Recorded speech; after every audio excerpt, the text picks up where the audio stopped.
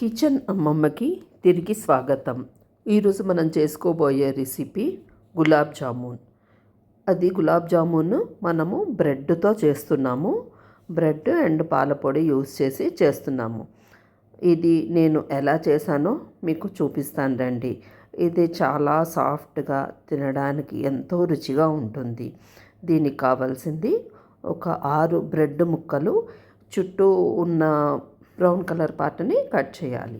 తర్వాత వేడిగా ఉన్న పాలు 5 చెంచాలు, తర్వాత పాల పొడి 2 చెంచాలు, 1 చెంచా ప్యూర్ నెయ్యి, మంచి సువాసన వస్తుంది అందుకని. తర్వాత పాకం కోసము 1 కప్పు షుగరు, యాలకుల పొడి ఒక పావు చెంచాడు చిన్న చెంచాతోటి, తర్వాత ఒక 5-6 పిస్తా పప్పులు, ఇవి సన్నగా తరుక్కుని పెట్టుకోవాలి.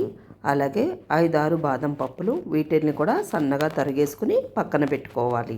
ఇప్పుడు గిన్నె తీసుకుని 1 గ్లాసు నీళ్లు వేసి, ఆ గ్లాసులో 1 గ్లాసు పంచదార వేసి చక్కగా పాకం పట్టాలి.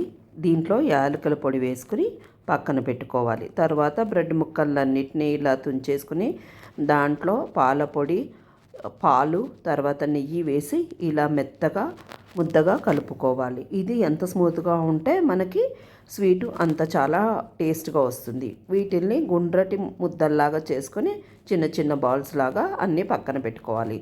తర్వాత నెయ్యి కానీ నూనె కానీ వేసి దాంట్లో ఇవి గోల్డెన్ బ్రౌన్ కలర్ వచ్చేలాగా వేయించుకోవాలి.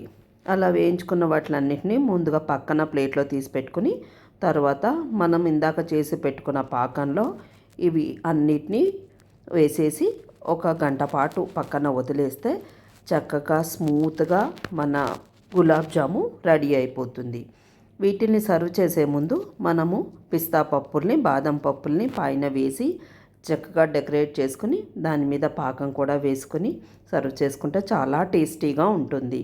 తినడానికి ఎంతో సాఫ్ట్గా టేస్టీగా ఉంటుంది. మీరు కూడా ఒకసారి ఇలాగ బ్రెడ్తోని ట్రై చేసి చూడండి. మీకు కనుక నచ్చినట్లయితే షేర్ చేయండి, లైక్ చేయండి, మా ఛానల్ సబ్స్క్రైబ్ చేయండి.